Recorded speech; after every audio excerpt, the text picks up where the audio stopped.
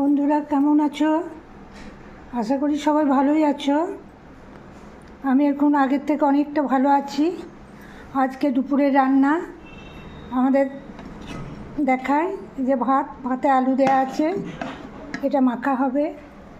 এই যে তেল লঙ্কা খড়িয়ে রাখা হয়েছে, আছে এঁচোড়ের তরকারি, আর ওই যে কাপড়ে বেঁধে মুসুরি সেদ্ধ। আমাদের কাপড়ে বেঁধে মুসুরি সেদ্ধ দিই, সেদ্ধটা খুব ভালো হয়। আর এইটা হচ্ছে কুমড়োর শাক, বেগুন, আলু, সর্ষে পোস্ত বাটনা দিয়ে একটা হয়েছে, এইটা কাঁচা পোস্ত।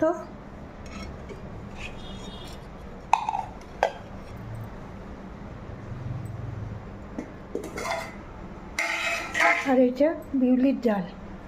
আজ আমাদের দুপুরে রান্না বিউলির ডাল, কুমড়োর শাক, বেগুন, আলু দিয়ে সর্ষে পোস্ত বাটনা দিয়ে, কাঁচা পোস্ত,